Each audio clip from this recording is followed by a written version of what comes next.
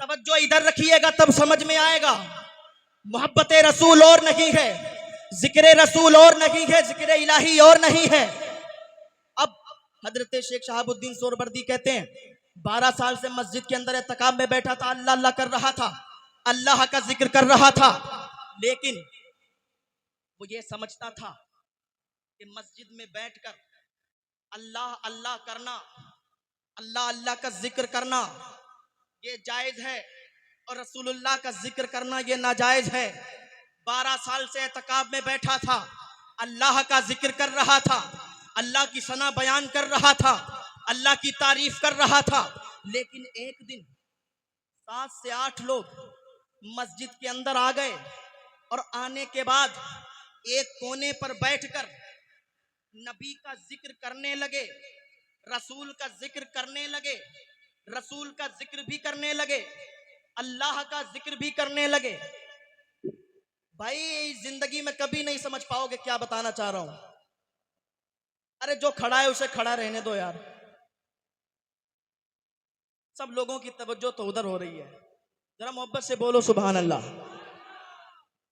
मैं वो पैगाम दे रहा हूं जो जरूरत है आपको। आप उधर जो जहां खड़ा है उसे खड़ा रहने दो यार। वो शख्स क्या चाहता कि मस्जिद में 7-8 लोग अल्लाह का जिक्र कर रहे हैं। अब इसने सोचा कि मैं यहां से उठ करके और इन 7-8 लोगों को मना कर दूं कि मस्जिद के अंदर रसूल का जिक्र नहीं होता है, मस्जिद के अंदर सिर्फ अल्लाह का जिक्र होता है। लेकिन लोग ज्यादा थे, ये अकेला था।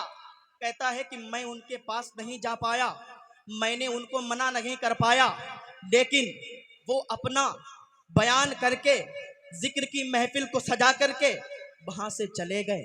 वो तो चले गए, मैं अपनी जगह पर बैठा बैठा कुड़ता रहा। वो नबी का जिक्र करके खुश होते रहे, मैं अपनी जगह पर बैठ बैठ कर कुड़ता रहा। रात हो गई, मेरी आंखें लग गई, इधर आंखें लगी थी, इधर नींद आई थी, उधर ख्वाब में मदीने वाले आका तशरीफ लेके आ गए हैं। मदीने वाले आका आ गए, लेकिन कहता है आका आए तो थे लेकिन मेरे पास नहीं आए। जहां पर जिक्र रसूल की महफिल सजी हुई थी, जहां पर जिक्र रसूल बुलंद था, जहां पर जिक्र रसूल हो रहा था, वहीं पर आका आ गए। और साथ में सिद्दीक अकबर भी हैं, साथ में सहाबा भी हैं। पता ऐसे चला, सिद्दीक अकबर वहीं पर खिताब करने लगे, सिद्दीक अकबर वहीं पर बयान करने लगे और हुजूर बार बार फरमा रहे थे, ऐ सिद्दीक तुम सच कह रहे हो, ऐ सिद्दीक तुम सच कह रहे हो। कहता है मैंने सिद्दीक अकबर का खिताब सुना था, लेकिन मुस्तफ़ा जाने रहमत का चेहरा नहीं देखा, मुस्तफ़ा जाने रहमत से मिलने के लिए उठना चाहा था, बारगाहे रिसालत में जाना चाह रहा था। कहता है मुझे जमीन ने जकड़ लिया, मुझे जमीन ने पकड़ लिया, क्योंकि अकीदा गलत था। अकीदा ये था कि मस्जिद में रसूल का जिक्र नहीं, अकीदा ये था अल्लाह का जिक्र और है, रसूलुल्लाह का जिक्र और है।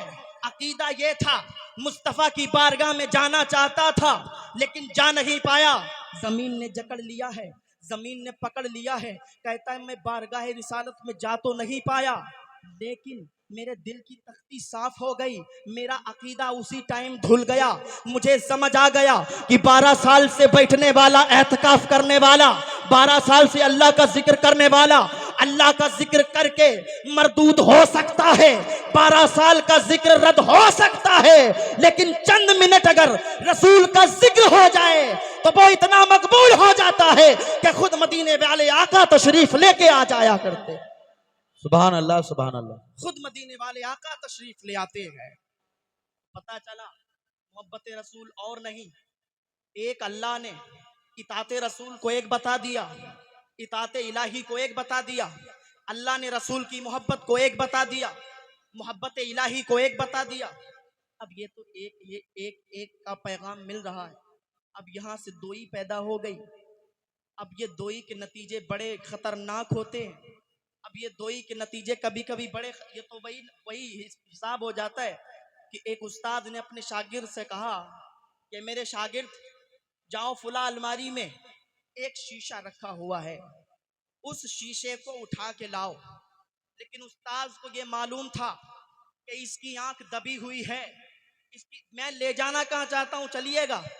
उस्ताद ये जानते थे कि इसकी एक जो आंख है वो दबी हुई है। ये एक आंख से जब देखता है तो इसे दो नजर आते हैं। और जैसे ही अलमारी के पास गया, शीशा एक रखा था, दबी हुई आंख से दो नजर आ रहे थे। उस्ताद के पास आया और आने के बाद कहता है, उस्ताद साहब वहां दो शीशे रखे हुए हैं, इधर वाला लाएं या उधर वाला लाएं। उस्ताद साहब ने कहा, बेटा ऐसा करो, एक पत्थर ले जाओ और पत्थर ले जाने के बाद उधर वाले पे मार देना, वो टूट जाएगा, वो फूट जाएगा। इधर वाला उठा के ले आना। उस्ताद जानते थे इसकी एक आंख दबी हुई है। अब इसने पत्थर उठाया और पत्थर को उठाने के बाद ये अलमारी के पास पहुंचा और इसने पत्थर को मारा। और जैसे ही एक शीशे पर लगा, अब चूंकि शीशा एक ही था लेकिन पत्थर एक मारा, टूटे दोनों, दोनों शीशे टूट गए। उस्ताद की बारगाह में आया है और आने के बाद कहने लगा, ऐ मेरे उस्ताद, मैंने शीशा तो एक तोड़ा था, पत्थर तो एक मारा था, लेकिन ये दो कैसे टूट गए। उस्ताद को पता चल गया कि इसकी आंख का कसूर है, इसका कोई कसूर नहीं है, इसकी आंख का कसूर है, क्योंकि इसे दो नजर आए, एक रखा था, इसकी आंख दबी हुई थी। अब मैं समझाना ये बताना ये चाहता हूं कि कल कयामत का मैदान होगा, कयामत का दिन होगा, वहां पर पता चलेगा। आज जो मोहब्बत इलाही को और समझते हैं, मोहब्बत रसूल को और समझते हैं, उनको पता चलेगा कि हमने तो पत्थर एक पर चलाया था, ये दोनों कैसे टूट गए हैं। पत्थर तो गुंबदे खदरा पर चलाया था, ये काबे का गिलाफ कैसे जल गया है। या उस दिन उन्हें पता चलेगा। मेरा ये जवाब ईमान वालों के लिए काफी है कि ईमान किसे कहते हैं, लेकिन मैं अपने उलमा की मौजूदगी में एक तहकीकी जवाब और देना चाहता हूं। वल्लदीना आमनु अशद्दु हुब्बन लिल्लाह, ईमान वाले अल्लाह से बड़ी मोहब्बत करते हैं, ईमान वाले अल्लाह से बड़ी मोहब्बत करते हैं। अब मोहब्बत मिली अल्लाह की, ईमान के बाद ईमान मिला है रसूल के सदके से। अब ऐसा हो नहीं सकता। ये देखें, रसूल की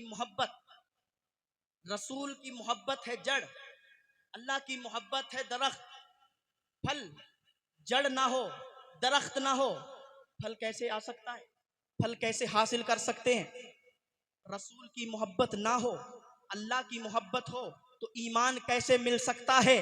अब आओ, ये तो आपने सुन लिया, लेकिन अगर वाकयात की रोशनी में चलें तो सिद्दीक अकबर की बारगाह में चलते हैं और सिद्दीक अकबर से पूछते हैं, जरा ये बताइए कि ईमान किसे कहते हैं। तो हजरत सिद्दीक अकबर भी बताते हुए नजर आएंगे, वो बाकिया फरामोश न करना। हजरत सिद्दीक अकबर ने हुजूर की बारगाह में तीन चीजों को अर्ज किया है कि हुजूर की बारगाह में मुझे तीन चीजें बड़ी महबूब हैं। हुजूर की बारगाह में मुझे बैठना बड़ा महबूब है, हुजूर का चेहरा देखना बड़ा महबूब है, हुजूर पर लुटाना बड़ा महबूब है। अब जब हुजूर के पास बैठते हैं, हुजूर का कुर्ब हासिल करते हैं, तो ऐसा हासिल करते हैं कि जहां रोज़े रसूल है वहीं रोज़े सिद्दीक भी है, ऐसा हासिल किया। और जब लुटाने पर आते हैं, जब लुटाते हैं, तो फारूक आजम की सखावत हैरत अंगेज हो जाती है। पता चला सिद्दीक अकबर के जाविये फिक्र से, सिद्दीक अकबर के तर्ज अमल से ये पता चला कि ईमान कहते हैं मोहब्बत रसूल को, ईमान नाम है मोहब्बत रसूल का। और चलिए फारूक आजम की बारगाह में, हजरत फारूक आजम की बारगाह में चलते हैं।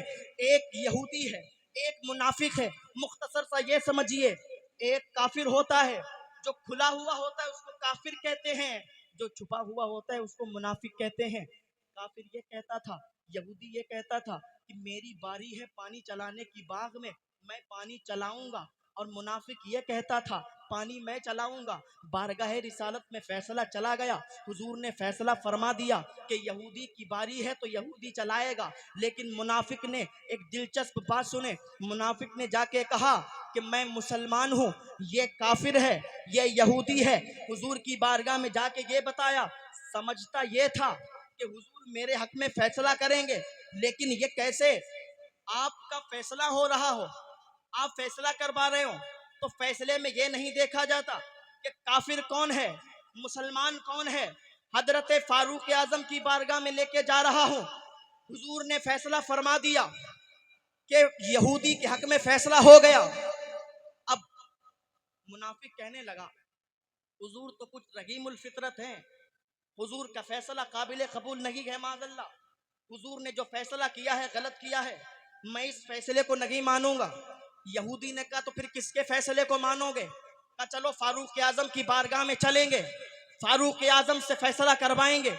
अब सुनिएगा, होना तो ये चाहिए था, जब हाई कोर्ट में हारते तो सुप्रीम कोर्ट में जाते, हाई कोर्ट में हारने के बाद सुप्रीम कोर्ट में जाया जाता है। लेकिन बेवकूफी की इंतहा यह है कि सुप्रीम कोर्ट में हार जाए फिर हाई कोर्ट में आए, ये बेवकूफी है। अब हजरत फारूक आजम की बारगाह में मुनाफिक ले गया। हजरत फारूक आजम को पता चला कि फैसला नबी ने कर दिया। हजरत फारूक आजम घर के अंदर गए और जाने के बाद तलवार उठा के लाए हैं, और तलवार लाने के बाद मुनाफिक की गर्दन उड़ा दी है, मुनाफिक को कत्ल कर दिया है। शोर मच गया, शोर मच गया कि उमर ने मुसलमान को मार दिया है, उमर ने कलमा पढ़ने वाले को मार दिया है, उमर ने नमाज पढ़ने वाले को मार दिया है। हजरत उमर की तलबी हुई हुजूर की बारगाह में, हजरत उमर हुजूर की बारगाह में पहुंचे। हुजूर ने फरमाया, उमर तुमने मुसलमान को क्यों मार दिया? हजरत उमर अर्ज करने लगे, या रसूल अल्लाह, गोया के फारूक की तेवर बोल रहा है, या रसूल अल्लाह मैंने मुसलमान को नहीं मारा है, वो मुसलमान मेरी निगाहों में हो नहीं सकता जो अपने हर मामले में आपको हाकिम न बना ले, अपने हर फैसले में आपके फैसले पर राजी ना हो जाए, मैं उसे मुसलमान नहीं समझता हूं।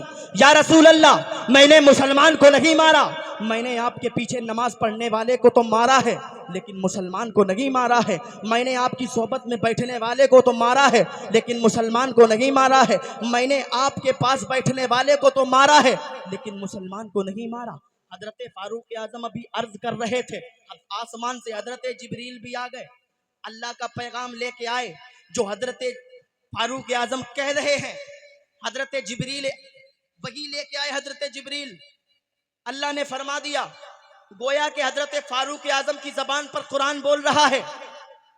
कहने वाले ने कह दिया, फारूक आजम हुजूर मौजूद हैं, तुम्हें इतनी उजलत नहीं करना चाहिए थी, तुम्हें उसे इतनी जल्दी नहीं मारना चाहिए था। हुजूर मौजूद, हुजूर के पास आ जाते, आने के बाद हुजूर से पूछ लेते कि या रसूल अल्लाह इसे मारें कि ना मारें, या रसूल अल्लाह इसे कत्ल करें कि न करें, ये आपकी बारगाह में गुस्ताखी कर रहा है, आपके फैसले को नहीं मान रहा है। कुरान में देख लेते कि कुरान में इसका कत्ल था कि नहीं, हदीस में देख लेते कि इसका कत्ल था कि नहीं। हजरत फारूक आजम ने कहा, नादान तू मोहब्बत के मामले में कुरान देखता है, मोहब्बत के मामले में हदीस देखता है। अरे मैं मोहब्बत के मामले में कुरान नहीं देखता, मैं मोहब्बत के मामले में हदीस नहीं देखता, मैं हुजूर की मोहब्बत में, जैसे ही मुझे पता चला कि इसने रसूल का फैसला नहीं माना, मैंने इसे इसकी गर्दन को उड़ा दिया। मैं कुरान और हदीस को इस मामले में नहीं देखता। अरे मोहब्बत बड़ी उजलत पसंद होती है, मैं तो मोहब्बत की आदत देखता हूँ, मैं तो मोहब्बत का कमाल देखता हूँ। ये कुरान का फैसला नहीं था, ये हदीस का फैसला नहीं था, ये मोहब्बत रसूल का फैसला था। सुभान अल्लाह, सुभान अल्लाह। नारे तकबीर, नारे रिसालत, वलमाए अहले सुन्नत। सुभान अल्लाह। आप लोग इत्मीनान सुकून के साथ बैठे हैं। शब्बीर बरकाती साहब भी तशरीफ ला चुके हैं, बस थोड़ी ही देर में इंशाअल्लाह ताला। ये मोहब्बत रसूल का फैसला था। तो पता चला, हजरत फारूक आजम के ज़ाविये फिक्र से ये मालूम चला, मैं बहुत तेजी के साथ अपनी बात को खत्म करने की कोशिश कर रहा हूं। हजरत फारूक आजम के तर्ज अमल से ये पता चला, ईमान नाम है मोहब्बत रसूल का, ईमान नाम है मोहब्बत रसूल का। अब चलिए चलते हैं हजरत उस्मान गनी की बारगाह में। बड़ी तेजी के साथ बता दूं, हुजूर की बारगाह में एक शख्स आया, कहने लगा, हुजूर बेटी की शादी है, हुजूर बेटी की शादी है, कुछ मदद फरमाइए। हुजूर पाक सल्लल्लाहु अलैहि वसल्लम ने उस शख्स को हजरत उस्मान गनी की बारगाह में भेज दिया और हजरत उस्मान गनी की बारगाह में गया तो हजरत उस्मान गनी अपने गुलाम को डांट रहे थे, ऐ मेरे गुलाम, ये दिया, ये जो बत्ती तूने मोटी कर दी है चराग के अंदर, इसे मोटा नहीं करना चाहिए था, ये कल भी काम देती। वो शख्स देखता है कि मुझे हुजूर ने भेजा है कि मदद मिल जाए, लेकिन ये तो दिया मोटा, दिया की बत्ती जो है वो मोटी हो गई, तो गुलाम को डांट रहे हैं। वापस चला आया, हुजूर की बारगाह में पहुंचा, हुजूर ने फिर वापस भेजा, फिर हजरत उस्मान गनी की बारगाह में गया और जाने के बाद हजरत उस्मान गनी की बारगाह में पहुंचा। हजरत उस्मान गनी अपने गुलाम को डांट रहे थे कि एक नमक की कंकरी ज्यादा हो गई, तूने इतनी एक नमक की कंकरी को ज्यादा क्यों कर दिया, तूने एक नमक की कंकरी को बचा लिया होता, ये कल पड़ जाती, ये बच जाती। तो हजरत उस्मान गनी की बारगाह में आया हुआ शख्स देख रहा था कि दिया की बत्ती बड़ी हो जाती है तो डांटने लगते हैं, नमक की कंकरी ज्यादा हो जाती है तो डांटने लगते हैं, इनकी बारगाह से मुझे क्या मिलेगा, इतना सोच रहा था कि हजरत उस्मान गनी ने उसका हाथ पकड़ लिया, कहा कैसे आया है, कहा मुझे हुजूर ने भेजा है, मुझे रसूल ने भेजा है, और भेजा इसलिए है कि आपकी बारगाह से मुझे बेटी की शादी करना है, कुछ मिल जाएगा। कहने लगा तो फिर खड़ा क्यों है, कहने हजरत उस्मान गनी ने कहा कि तू ये सोच रहा है कि मैं बत्ती को बड़ी करने पर डांट रहा हूँ, एक नमक की कंकरी ज्यादा होने पर डांट रहा हूँ, लेकिन तुझे ये नहीं पता है, चल उस कमरे में ले गए जहां सोना रखा था, जहां खजाना रखा था, जहां दौलत रखी थी, जहां पैसे रखे थे। अब वो सोचने लगा कि उस्मान गनी की बारगाह में आए थे, ये बत्ती ज्यादा होने पर डांट रहे थे, कंकरी ज्यादा होने पर डांट रहे थे, अरे इनकी बारगाह में तो बड़ा माल है। तो हजरत उस्मान गनी ने कह दिया ये माल जितना चाहे तू ले ले, क्योंकि तुझे रसूल ने भेजा है, तुझे रसूल ने यहाँ तक पहुंचाया है, और ये माल मेरा नहीं है, क्योंकि मेरी माल, मेरी जान और मेरे सबके हकदार और सबके मालिक है जनाबे मोहम्मदुर रसूलुल्लाह। मैंने अपनी जान माल सबका मालिक जनाबे मोहम्मदुर रसूलुल्लाह को बना दिया है। अब वो देख रहा है, हजरत उस्मान गनी के जाविये फिक्र से ये पता चल रहा है कि अपने सारी चीजों का मालिक बना देना ईमान नाम है, मोहब्बत रसूल का। हजरत उस्मान गनी के जाविये फिक्र से ये पता चला है कि ईमान नाम है मोहब्बत रसूल का। बात अभी यही चल रही है। अब जब 3 की बारगाह में आ गए तो अब चलिए चौथे की बारगाह में, हजरत अली की बारगाह में। मुख्तसर सी बात इतनी है, हजरत अली की असर कज़ा हो रही है, जानुओं पे सर रखा है हजरत अली, हुजूर जानुओं पे सर रखे सो रहे हैं, हजरत अली बैठे हुए हैं, सोच रहे हैं कि नमाज कज़ा हो रही है, लेकिन ये भी सोच रहे हैं कि अगर नमाज कज़ा हो गई तो इन्हीं रसूल के सदके में तो नमाज मिली है, अगर नमाज कज़ा हो गई तो नमाज तो निकल गई तो कज़ा भी पढ़ सकता हूँ, लेकिन मोहब्बत की कज़ा नहीं होगी। हुजूर को अगर जगा दिया तो मोहब्बत मजरू हो जाएगी, अगर हुजूर को जगाते हैं तो मोहब्बत में दाग लग जाएगा। अगर अली ने ऐसा कर दिया होता, हुजूर को जगा दिया होता, वाह वाह सुभान अल्लाह। हुजूर को जगा दिया होता, तो मैं कह सकता था कि मोहब्बत बाद में है, इबादत पहले है। लेकिन हजरत अली ने जगाया नहीं, गोया कि असर कज़ा हो गई। बड़ी तेजी के साथ बताना चाहता हूँ, असर कज़ा हो गई। अब हुजूर की आंख खुल गई।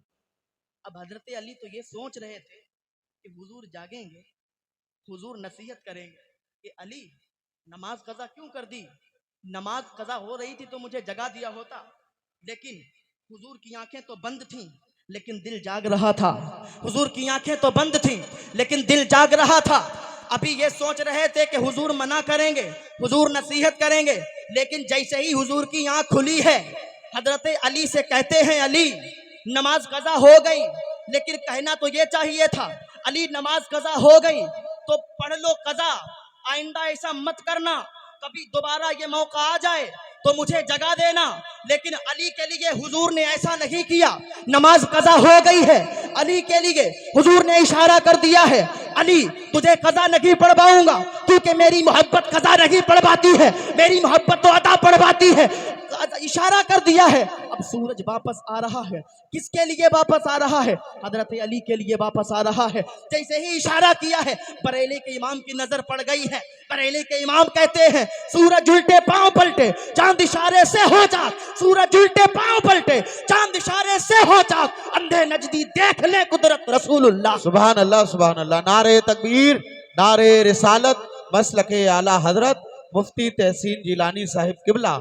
अंधे सुबह नजदी देख लें। अब हजरत अली के ज़ाविये से ये पता चला, हजरत अली के तर्ज अमल से ये पता चला, ईमान नाम है मोहब्बत रसूल का।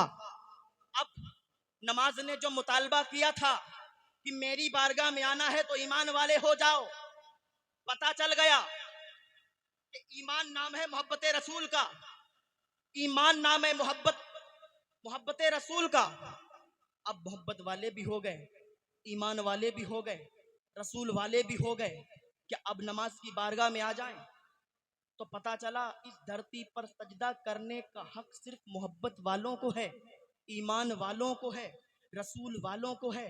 मोहब्बत अंधी हुआ करती है, लेकिन इसका गलत मतलब न ले जाना कि मोहब्बत अंधी हुआ करती है का मतलब ये नहीं कि मोहब्बत अंधी उसकी आंखें नहीं होती। अरे मोहब्बत तो बड़ी अखियारी होती है, मोहब्बत की बड़ी आंखें होती हैं, क्योंकि जब ये वाबस्ता हो जाती है, जब ये वाबस्ता हो जाती तो अंधी हो जाती है, जब ये वाबस्ता हो जाती है मोहब्बत अंधी होती है का मतलब क्या? जब वाबस्ता होती, जब मिल जाती तो मोहब्बत बुराई नहीं देखती। अंधी का मतलब बुराई नहीं देखती, गूंगी का मतलब बुराई नहीं सुनती, बहरी का मतलब बुराई नहीं सुनती, गूंगी का मतलब बुराई नहीं बोलती। ले जाना जहां चाह रहा हूं वहां चलिएगा। अब कोई मोहब्बत का दावा करे और बुराई भी करे, मोहब्बत का दावा करे और बुराई भी बयान करे तो ऐसा हो नहीं सकता। मोहब्बत के मामले में वो झूठा है, मोहब्बत का दावा करता है लेकिन झूठ बोलता है। मैं आपको मिसाल के तौर पर समझाना चाहता हूं कि मैं आपके शहर में आया, मैं आपके शहर में आ गया, मैं चला गया दुकान पे, मैंने एक मोबाइल खरीद लिया।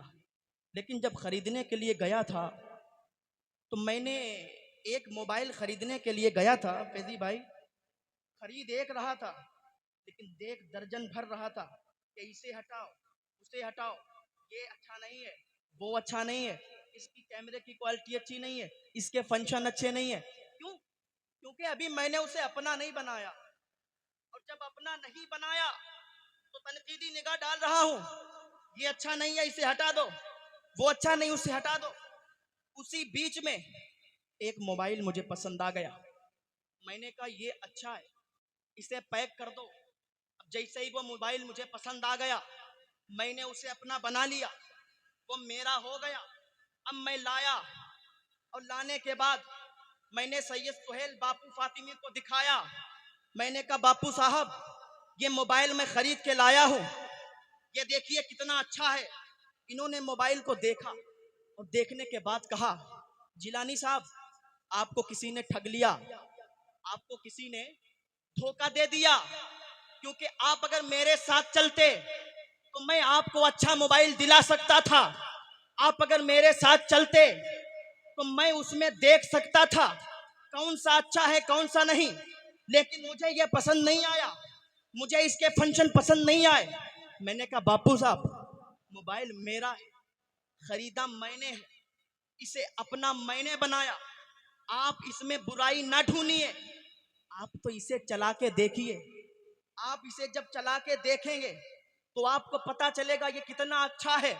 ये बुराई तलाश कर रहे थे, मैं अच्छाई बयान कर रहा था, मैं मोबाइल के बारे में बता रहा था ये अच्छा है, लेकिन ये कह रहे थे क्यों, इनकी बात भी गलत नहीं थी, ये अपनी तनकीदी निगाह डाल रहे थे। जैसे मैंने तनकीदी निगाह डाली, इसे हटाओ उसे हटाओ, ये अच्छा नहीं है वो अच्छा नहीं है। जब मैंने एक को अपना बना लिया तो वो मेरा हो गया, मैंने उसे अपना बना लिया। अरे मोबाइल के अंदर तो गलती हो ही सकती है, मोबाइल के अंदर तो बुराई हो ही सकती है, लेकिन वो रसूल है जिसको हमने अपना बनाया है कलमा पढ़ के, जिसने हमने अपने बना लिया है, अपना मान लिया है। अब उसमें कोई तनकीद निकाले, अब उसमें कोई बुराई निकाले, ये हमारे गवारा नहीं हो सकता, क्योंकि मोहब्बत का ये अदना मिजाज होता है कि मोहम्मद से वफा तूने तो हम तेरे हैं, ये जहां चीज क्या लो हो कलम।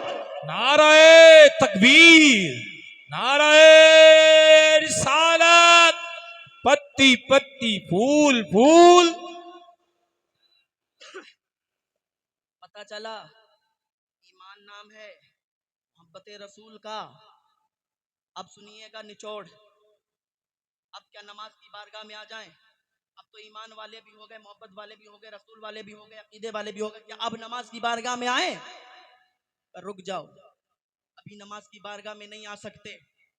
अभी पहले पाकी हासिल कर लो।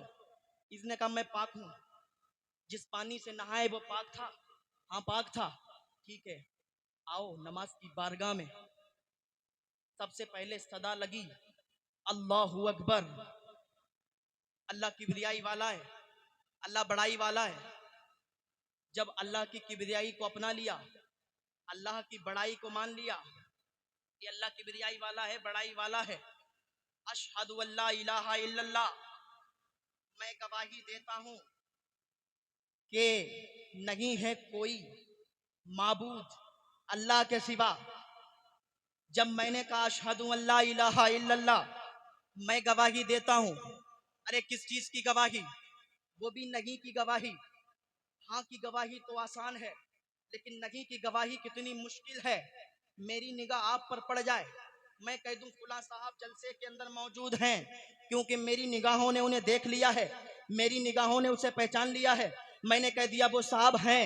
लेकिन अगर मैं कहूं फुला साहब नहीं हैं, अब मुझे एक एक की तरफ देखना पड़ेगा, एक एक की तरफ नजर बैठाना पड़ेगी, क्योंकि ये नहीं की गवाही है।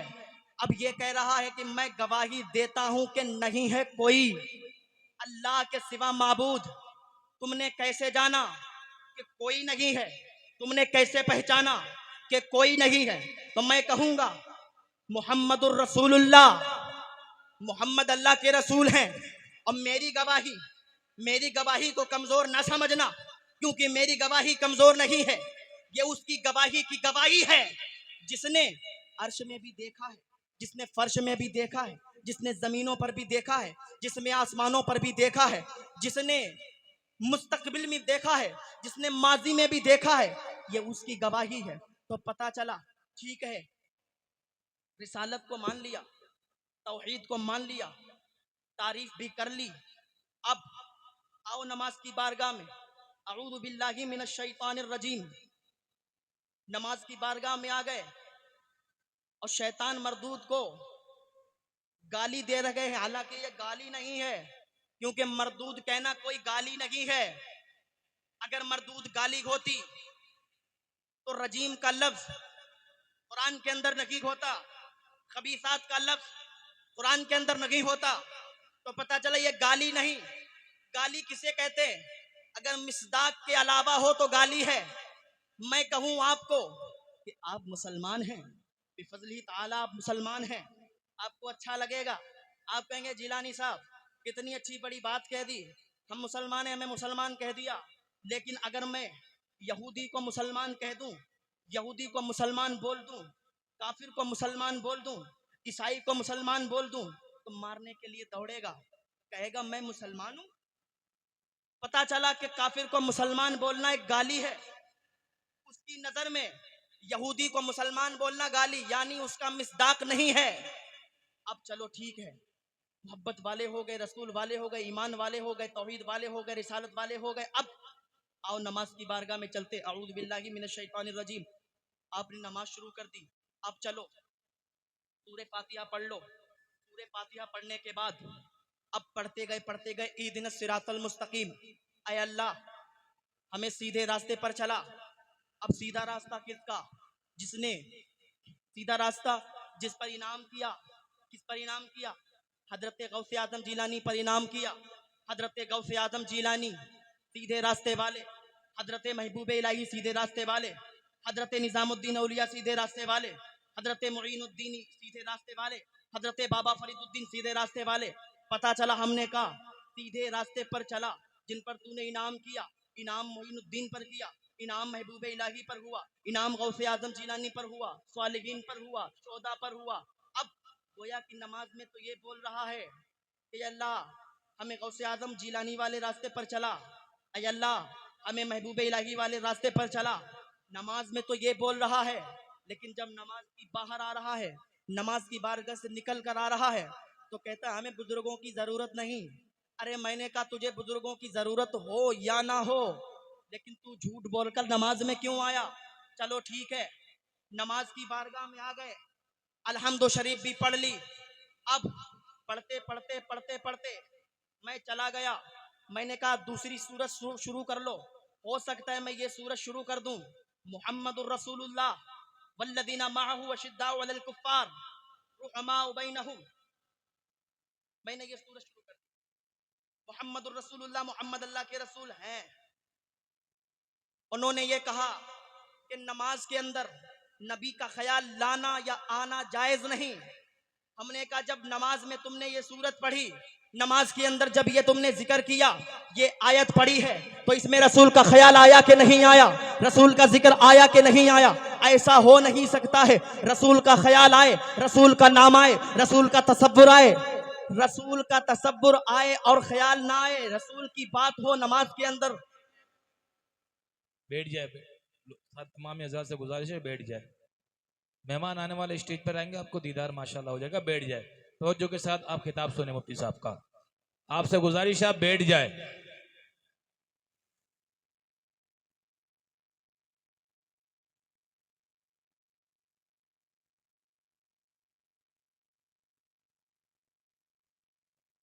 नारे तकबीर, नारे रिसालत, नारे हैदरी, मसलके आला हजरत, सनाखाने मुस्तफ़ा, सनाखाने मुस्तफ़ा।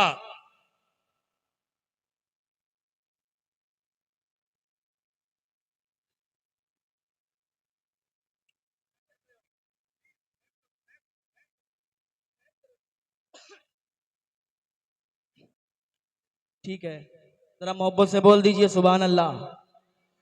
शब्बीर भाई को भी सुनेंगे, मोहम्मद अली भाई को भी सुनेंगे, सुभान अल्लाह। लेकिन उससे पहले जो मैं जहां तक ले जाना चाहता हूं वहां तक चलिए। उसके सुभान बाद ही अल्लाह। शब्बीर भाई आएंगे, उसके बाद ही अली भाई आएंगे, और आज लाइव मैं भी इन्हें सुन के जाऊंगा। शब्बीर भाई को भी मैं सुनूंगा, मोहम्मद अली भाई को भी मैं सुनूंगा। सुभान लेकिन अभी अल्लाह। मुझे सुनिए, मैं लेके कहाँ जाना चाहता हूँ। मैंने कहा नमाज में तो तुम कह रहे हो कि लाना आना जायज नहीं है, लेकिन हुजूर का ख्याल आ गया तो या तो फतवा बदल दो, या तो फतवा बदल दो कि ऐसी कोई सूरत नमाज के अंदर पढ़ना जायज ही नहीं है जिसमें नबी का ख्याल ना आए, जिसमें नबी का जिक्र आता हो, जिसमें नबी का ख्याल आता हो, नबी का नाम आता हो। ऐसी कोई सूरत लाना ही नहीं चाहिए, फतवा बदल दो। मैंने कहा चलो और आगे चलते हैं। आप ये कहते हैं नमाज में नबी का ख्याल लाना या आना जायज नहीं है, लेकिन जैसे ही मैं आपको बताना चाहता हूं कि नमाज पढ़ी, अब बैठ गए, अब आप पढ़ रहे हैं अत्तहियातु लिल्लाहि वस्सलावातु वत्तय्यिबातु वस्सलामु अलैका अय्युहन नबी। जैसे ही मैंने ये कहा, मेरे जहन में क्या रसूल का ख्याल आया कि नहीं आया? ऐसा हो नहीं सकता कि शब्बीर बरकाती बैठे, मोहम्मद अली साहब बैठे, जलसा खत्म हो जाए, मैं अपनी जगह चला जाऊं, ये अपनी जगह चले जाएं, बात छिड़ जाए कि खैमपुर नसीर में एक जलसा हुआ था जिसमें शब्बीर बरकाती साहब भी आए थे, मोहम्मद अली साहब भी आए थे। मैं आपस में बात करने लगूं, मोहम्मद अली साहब का नाम आए, ऐसा हो नहीं सकता इनका नाम आए, इनका ख्याल मेरे जहन में ना आए, इनका जिक्र आए, इनका ख्याल मेरे जहन में ना आए। ऐसा हो नहीं सकता। जब नबी का ख्याल आ गया नमाज में, उन्होंने कहा नमाज में लाना या आना जायज नहीं। अब अत्तहियात वो भी पढ़ रहे हैं, हम भी पढ़ रहे हैं। अब नमाज में ख्याल तो नबी का आ गया, अब क्या करेंगे? या तो अत्तहियात पढ़ना छोड़ दें, या तो दो चीजें हैं। अब अगर वो पढ़ेंगे तब भी उनकी नहीं होगी, और नहीं पढ़ेंगे तब भी उनकी नहीं होगी। पता क्या चला कि उन्हें अगर नमाज पढ़ना है, अगर उन्हें नमाज पढ़ना है, नमाज की बारगाह में आना है, तो पहले रसूल वाला बनना पड़ेगा, पहले मोहब्बत रसूल को अपनाना पड़ेगा। रसूल वाले नहीं बनेंगे तो नमाज नहीं होगी। अब या तो अत्तहियात को पढ़ना छोड़ दें, अब चूंकि अत्तहियात वाजिब, नमाज पढ़ रहे अत्तहियात वाजिब, अब अगर अत्तहियात को छोड़ेंगे तो वाजिब तर्क होगा, वाजिबुल इयादा नमाज होगी। अत्तहियात छोड़ दी तो नमाज नहीं होगी, और अगर पढ़ ली तो ख्याल हुजूर का आ गया, ख्याल हुजूर का आया तो उनके फतवे से, उनके कहने से, उनके चाहने वालों की नमाज नहीं होगी। पता ये चला पढ़ेंगे तब भी नहीं होगी, और नहीं पढ़ेंगे तब भी नहीं होगी। तो पता चला कि नमाज की बारगाह में आना है तो ईमान वाले हो जाओ, रसूल वाले हो जाओ। ठीक है, नमाज की बारगाह में आ गए, निचोड़ ये देना चाहता हूँ, ठीक है, यहाँ तो आप आ गए, यहाँ तक आ गए, लेकिन मैं ये बताना चाहता हूँ और आखिरी बात बता के मैं रुखसत हो जाना चाहता हूँ कि आप नमाज छोड़ देते हैं। मेरे पास न जाने कितने फोन इसलिए आते हैं, मेरे घर में बरकतें नहीं होती, मैं परेशान हूँ, न जाने कितने फोन आते हैं। मैं कहता हूँ सुनो, मैं जहां तक लेके आना चाह रहा था आप आ गए, अब सुनो, निचोड़ ले लो, तकरीर का निचोड़ यही है। हजरत अल्लामा ज़हाबी ने अपनी किताबुल कबाइर के अंदर लिखा है, हजरत मूसा अलैहिस्सलाम के पास एक खातून आई है और आने के बाद कहती है, मूसा ऐ अल्लाह के नबी, आप मेरे लिए दुआ फरमा दीजिए, मैंने बड़ा जुर्म कर दिया है, मैंने बड़ा गुनाह कर लिया है, मैंने जुर्म ये कर दिया कि मुझसे जिना हो गया और फिर एक बच्चा पैदा हुआ, मैंने उस बच्चे को कत्ल कर दिया, ये मुझसे जुर्म हुआ, ये मुझसे गुनाह हुआ। ऐ मूसा, ऐ अल्लाह के नबी, आप अल्लाह की बारगाह में अरीजा पेश कर दें, आप अल्लाह की बारगाह में दुआ कर दें, आपकी दुआ रद्द नहीं होगी, आपकी दुआ कबूल होगी, मैं माफ कर दी जाऊंगी, मैं बख्श दी जाऊंगी। हजरत मूसा कलीमुल्लाह ने कहा, खातून तूने बड़ा जुर्म किया है, तूने बहुत बड़ा गुनाह किया है, क्या तुझे शर्मिंदगी हासिल नहीं हुई? चली जा इस बारगाह से, तू इतना बड़ा जुर्म करके आई है, एक तो तूने जिना करवाया, दूसरा तूने बच्चा पैदा हुआ और उस बच्चे को तूने कत्ल भी कर दिया, क्या तुझे पता नहीं ये कितना बड़ा जुर्म है, ये कितना बड़ा गुनाह है? अब सुनो, हजरत जिब्रील आ गए, अल्लाह का पैगाम लेके आए कि ऐ मूसा, क्या तुम्हें पता नहीं है कि तुमने उस औरत को वापस भेज दिया? क्या तुम्हें यह पता नहीं कि उस औरत से भी बड़ा कोई गुनाहगार है? ऐ मूसा, तुमने उसे वापस कर दिया। हजरत मूसा कलीमुल्लाह ने कहना शुरू किया, ऐ जिब्रील जरा ये तो बता दो, उस खातून से बड़ा भी कोई गुनाहगार है? उस खातून से बड़ा कोई जुर्म करने वाला है? उसने तो जिना करवाया था, उसने तो बच्चे को कत्ल किया था। जिब्रील ने बता दिया कि बच्चे का कत्ल और जिना करवाने से बड़ा गुनाहगार वो है, ऐ मूसा, जो एक टाइम की जानबूझकर नमाज छोड़ दिया करता है। एक टाइम की नमाज जानबूझकर छोड़ देना इतना बड़ा गुनाह है, गोया कि एक बच्चे का कत्ल, औरत का जिना, उससे बड़ा गुनाह यह है कि एक टाइम की नमाज छोड़ी जाती। अब मैं कहता हूं, जो मेरे पास फोन करते, जो मुझसे कहते हैं कि मैं परेशान रहता हूं, मेरे घर में बरकत नहीं होती, हमने कहा जब इतना बड़ा ये गुनाह, एक टाइम की नमाज छोड़ के इतना बड़ा गुनाहगार हो जाता है बंदा, तो बरकतें कैसे होंगी उसके घर में, रहमतें कैसे आएंगी उसके घर में? परेशान तो रहेगा। जो एक टाइम की जानबूझकर नमाज छोड़ता है उसको ये गुनाह मिलता है, तो कितनी नहुसत होगी तुम्हारे घर में। जो हमारी तो फजर भी कज़ा हो जाती है और फजर कज़ा करने के बाद भी कहते हैं कि हम परेशान हैं, इशा कज़ा करके कहते हैं हम परेशान हैं, जोहर कज़ा करके कहते हैं हम परेशान हैं, असर कज़ा करके कहते हैं हमें ताकत नहीं है, हम तो कमजोर होते जा रहे हैं। अरे तुम नमाज छोड़ रहे हो, तुम्हें पता नहीं कितना बड़ा जुर्म कर रहे हो। हजरत मूसा अलैहिस्सलाम ने कहा, चली जा इस बारगाह से, कहीं आसमान फट ना जाए, कहीं आसमान से अजाब नाजिल ना हो जाए। हजरत अल्लामा ज़हाबी अपनी किताबुल कबाइर के अंदर और लिखते हैं कि ये तो एक टाइम की जानबूझकर नमाज छोड़ना था, लेकिन जो नमाज को कज़ा करके पढ़ता है, सुस्ती करता है, और बहुत से लोग हैं जो सुस्ती कर जाते हैं, यार अभी टाइम है, अभी पढ़ लेंगे, अभी पूरा टाइम नहीं हुआ है, थोड़ी देर के बाद पढ़ लेंगे, और नमाज कज़ा हो जाती है। हजरत अल्लामा ज़हाबी ने, आखिरी बात सुनिए मेरी, अल्लामा ज़हाबी कहते हैं अपनी किताबुल कबाइर के अंदर कि वो शख्स, उसने एक शख्स था, उसने उसकी बहन, जब उसका इंतकाल हो गया, वो तदफीन के लिए कब्रिस्तान गया, कब्रिस्तान से लौट के घर आया, और घर पे लौटने के बाद उसे जहन में एक ख्याल आया कि मेरा एक सामान, ये कब्रिस्तान के अंदर जो मैंने बहन की तदफीन की है, बहन की कब्र के अंदर मेरा एक सामान छूट गया। वो जैसे ही कब्र के अंदर, कब्रिस्तान के अंदर कब्र को खोदने लगा, कब्र को खोदना शुरू किया था, अल्लाह ताला ने कब्र में होने वाले अजाब को उसके ऊपर मुनकशिफ कर दिया। जैसे ही कब्र खोदी थी, क्या देखता है, कब्र आग का गहवारा बन चुकी थी, कब्र के अंदर आग के शोले निकल रहे थे, कब्र के अंदर आग की लपटें निकल रही थी। जल्दी से कब्र को बंद करके भागता है, अपनी माँ के पास जाके कहता है, माँ, मेरी बहन ने कौन सा जुर्म किया था, मेरी बहन ने कौन सा गुनाह किया था कि आज मेरी बहन की कब्र आग के शोले उगल रही है, कब्र आग का गहवारा बन चुकी है। उसकी माँ ने कहा था, बेटा उसने कोई जुर्म नहीं किया था, कोई गुनाह नहीं किया था, लेकिन वो इतना जरूर करती थी, नमाज में सुस्ती कर दिया करती थी। जब नमाज पढ़ती थी तो नमाज कज़ा करके पढ़ती थी, नमाज कज़ा पढ़ती थी, बस इतना जुर्म था। मैंने कहा जब नमाज कज़ा पढ़ने का जुर्म ये है कि आग कब्र में आग के शोले निकल रहे हैं, कब्र में आग की लपटें निकल रही हैं, कब्र आग का गहवारा बन रही है, तो नमाज कज़ा करने का ये जुर्म है। और जो पढ़ता ही नहीं है उसके अज़ाब का आलम क्या होगा, उसके अज़ाब का आलम क्या होगा। अल्लाहु अकबर। अल्लाह की बारगाह में तौबा कर लें, इसी प्रोग्राम से, इसी जलसे से उठें, तो इससे उठकर एक पैगाम ले लें कि नमाज आज के बाद कभी छोड़ेंगे नहीं इंशाअल्लाह। दोनों हाथों को उठाकर वादा कर लें। और वादा आप मेरे सामने नहीं कर रहे हैं, आप वादा इन सब के सामने कर रहे हैं और इस महफिल में हाजिर फरिश्तों के सामने भी कर रहे हैं। आप वादा कर रहे हैं कि नमाज नहीं छोड़ेंगे। आज से दुआ कर लें, तौबा कर लें कि आज से कोई नमाज कज़ा नहीं होगी।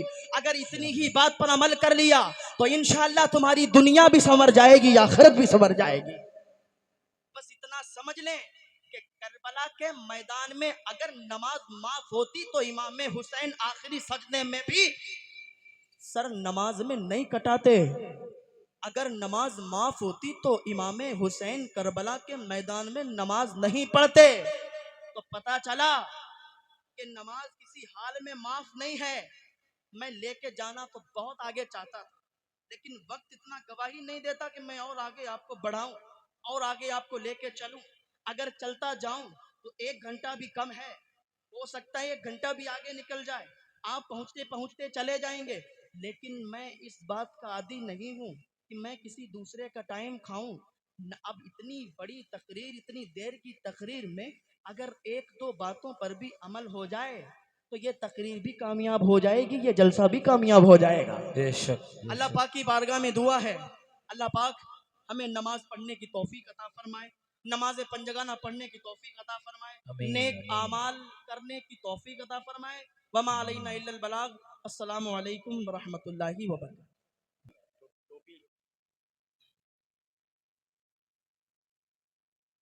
आला हजरत फरमाते हैं, ऐ रज़ा हर काम का एक वक्त है, दिल को भी आराम हो ही जाएगा। काफ़ी देर से आप हजरात नातो मनक़बत समात फरमा रहे हैं। शायद पिछले साल या उससे पिछले साल जलसा हुआ था जिसमें मैं आया था। हमारा टाइम ही इतना आखिर में चला गया था, बिल्कुल लास्ट में, तो शायद आधा घंटा मैं बोला था। आसिफ भाई बोले इस बार आपको पूरा टाइम दिया जाएगा, इसीलिए भरपूर अच्छे टाइम पे इन्होंने मुझे बिठाया है। अल्लाह ताला इनको और आप सबको सलामत रखे। मैंने जिस आयत करीमा की तिलावत की है, अल्लाह पाक इरशाद फरमाता है, इन्ना सलाता तन्हा अनिल फहशाई वल मुनकर, जिसका सीधा सा तर्जुमा ये है कि नमाज रोकती है बुराइयों से, नमाज रोकती है बेहयाइयों से। और एक बात और मेरी समझ लीजिएगा, अगर शुरू से मेरे बयान को आज आपने सुन लिया तो इंशाअल्लाह इस बयान को भूलेंगे नहीं। और अगर ऐसे ही अफरा तफरी का माहौल करते रहे तो फिर मैं जिम्मेदार नहीं। सुबह किसी से पूछते आओगे कि कल जिलानी साहब ने क्या बोला था, मैं अर्ज कर दूं कि जिस तरीके से बैठे हैं, खड़े हैं, उसी तरीके से रहें और शुरू से लेकर एंड तक बयान पर गौर करें। अगर एक बात भी समझ में आ गई और समझ के आपने उस पर अमल कर लिया तो इंशाअल्लाह दुनिया भी संवर जाएगी और आखिरत भी संवर जाएगी। इन्ना सलाता तन्हा अनिल फहशाई वल मुनकर, नमाज रोकती है बुराइयों से, नमाज रोकती है बेहयाइयों से। लेकिन मुशाहिदा ये किया जाता है कि जब नमाज रोकती है बुराइयों से, बेहयाइयों से, तो बहुत लोगों को ऐसा भी देखा जाता है जो नमाज पढ़ते हुए तो नज़र आते हैं लेकिन शराब पीते हुए भी नज़र आते हैं, नमाज पढ़ते हुए तो नज़र आते हैं लेकिन चोरी करते हुए भी नज़र आते हैं, नमाज पढ़ते हुए भी नजर आते हैं, जिना के अड्डों पर भी नजर आते हैं। तो जब नमाज रोकती है बुराइयों से, बेहयाइयों से, तो फिर नमाज ने कहाँ रोका? सवाल ये पैदा होता है कि जो कौम नमाज पर यकीन रखती है, जो कौम नमाज को मानती है, यकीन रखती है, कम से कम वो कौम तो गुनाह में मुब्तला ना होती। नमाज पढ़ती तो नमाज पढ़ने के बाद चोरी करते हुए वो लोग नजर ना आते, नमाज पढ़ते जिना के अड्डों पर नजर ना आते, नमाज पढ़ते लेकिन कोई गुनाह का काम करते हुए नजर ना आते। सवाल ये होता है कि जब नमाज रोकती है तो फिर उनको क्यों नहीं रोका? बस इतना ही बताना चाहूंगा, पूरी तकरीर का एंड इसी पर हो जाएगा, समाप्त कीजिएगा। जब नमाज रोकती है तो मैं आपको बता दूं, रोकना और है, रुकना और है। मुफ्ती मोइन साहब अगर माइक पर खड़े होकर आपको बुराइयों से रोकें, बेहयाइयों से रोकें, तो इनके रोकने का कसूर नहीं है, क्योंकि ये आपको बुराइयों से रोक रहे हैं, ये आपको बेहयाइयों से रोक रहे हैं। लेकिन आप न रुकें तो कसूर आपका है, इनका नहीं है। नमाज रोकती है, नमाज छोटी छोटी बुराइयों से भी रोकती है, छोटे छोटे मुनकिरात से भी रोकती है। तो नमाज का कसूर नहीं है। जब बंदे न रुकें तो ये बंदों का कसूर है, इसमें नमाज का कसूर नहीं है। अकीमुस्सला, नमाज कायम करो, नमाज फर्ज है। अब नमाज की बारगाह में जाने के लिए नमाज मुतालबा करती है। नमाज किस चीज का मुतालबा करती है? कि मेरी बारगाह में अगर आना है तो ईमान वाले हो जाओ। जब मेरी बारगाह में अगर आना चाहते हो तो ईमान वाले हो जाओ। तो ये ईमान क्या चीज है कि जिसकी बगैर नमाज की बारगाह में जा नहीं सकते? ये ईमान क्या चीज है कि जिसको अपनाने के बाद नमाज की बारगाह में जा सकते हैं, उससे पहले नमाज की बारगाह में नहीं जा सकते? तो हमने कहा ईमान क्या चीज है? तो अगर उलमा से पूछेंगे तो बड़े ही अच्छे अंदाज में समझा देंगे। वो तस्दीक़ु बिमा जा बिहिन नबी सल्लल्लाहु अलैहि वसल्लम, नमा ईमान कहते हैं नबी पाक सल्लल्लाहु अलैहि वसल्लम की लाई हुई तमाम चीज़ों की तस्दीकात, यानी जो नबी लाए उनको मान लेना, उनकी तस्दीक कर लेना। तो ऐसा हो नहीं सकता कि लाई हुई चीज को मानो और लाने वालों को ना मानो, लाई हुई चीज, आई हुई चीज को मानो, लाने वाले को ना मानो। ऐसा हो नहीं सकता कि कौल को मानो, काइल को ना मानो। ऐसा हो नहीं सकता कि तुम इरशाद को मानो, मुर्शिद को ना मानो।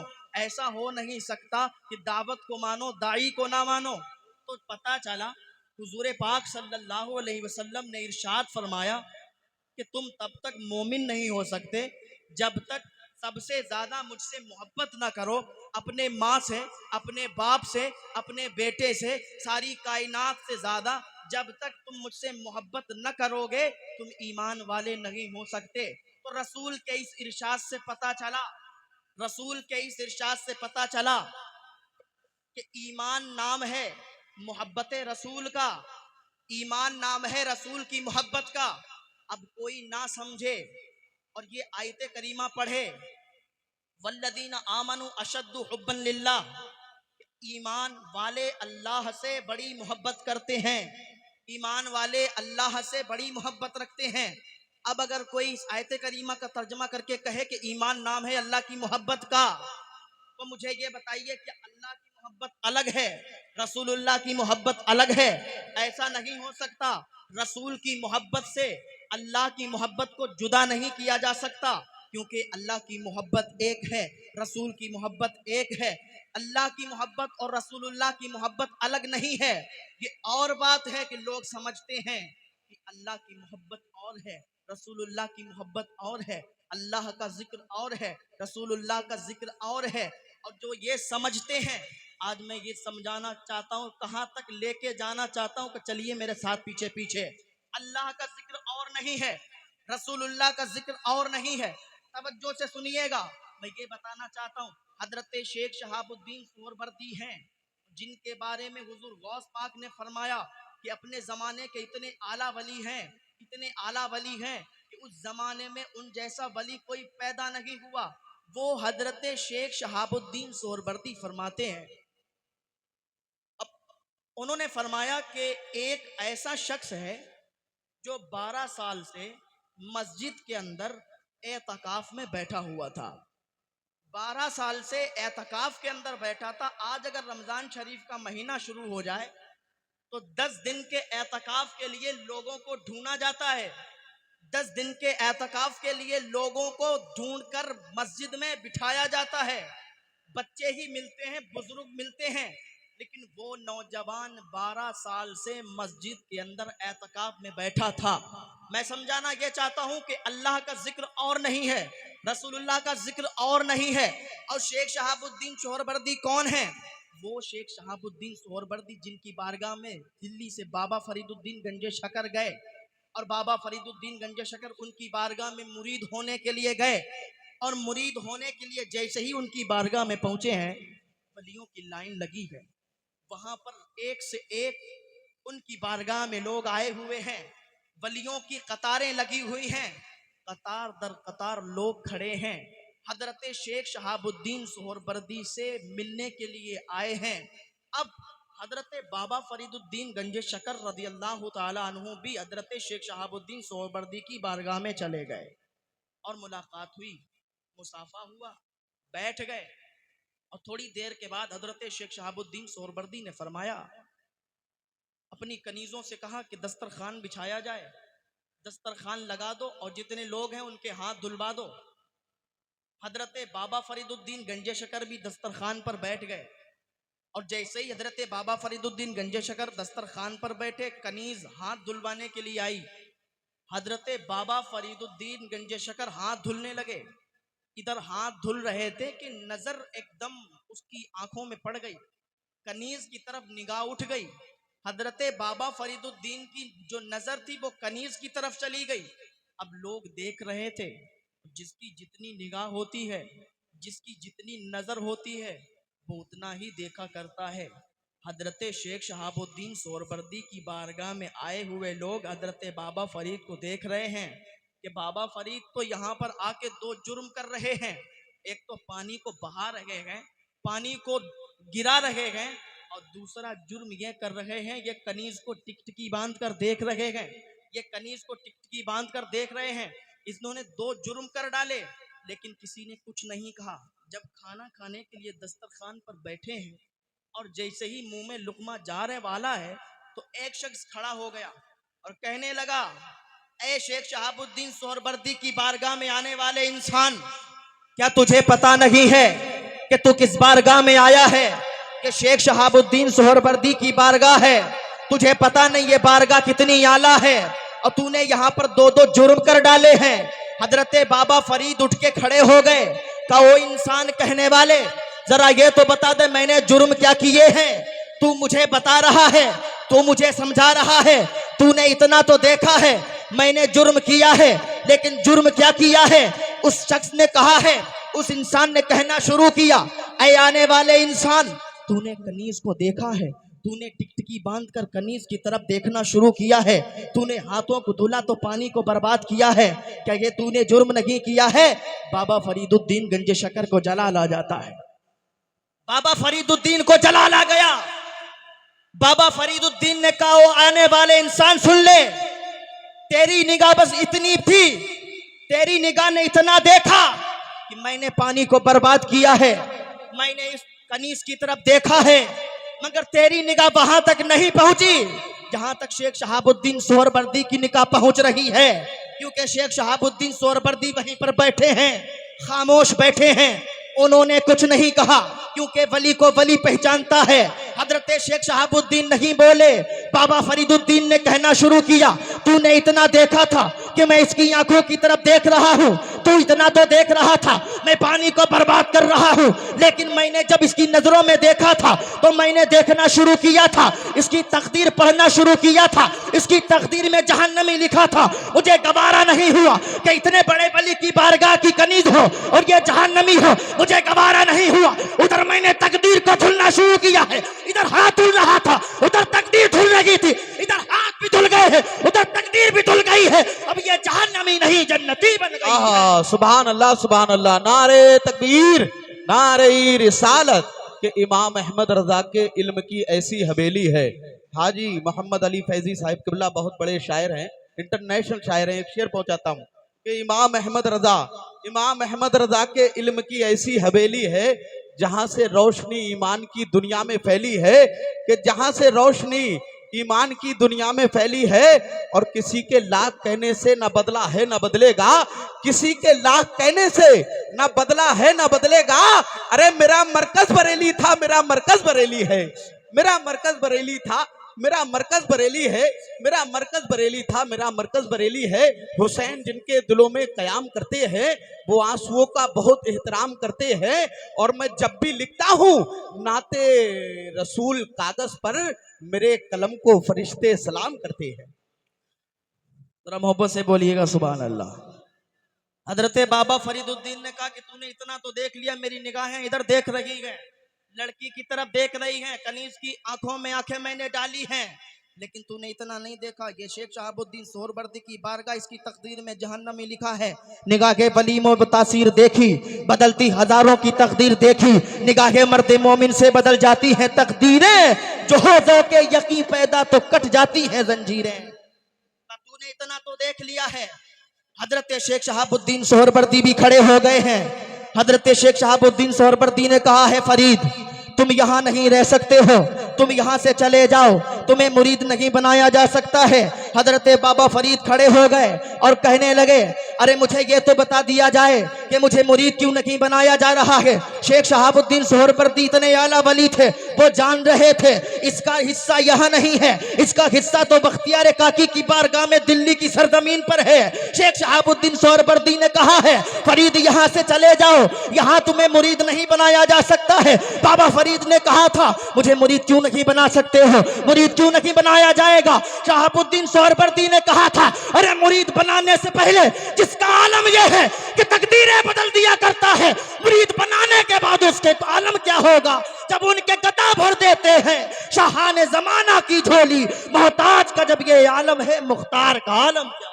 सुभान अल्लाह सुभान।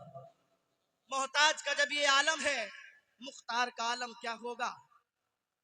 तो मैं अर्ज कर रहा था, वो शेख शहाबुद्दीन सोहरवर्दी जिनका मर्तबा बताने के लिए मैंने इतनी बात बढ़ा दी। हजरत शेख शहाबुद्दीन सोहरवर्दी फरमाते हैं, 12 साल से मस्जिद के अंदर एहतिकाफ में बैठा हुआ था।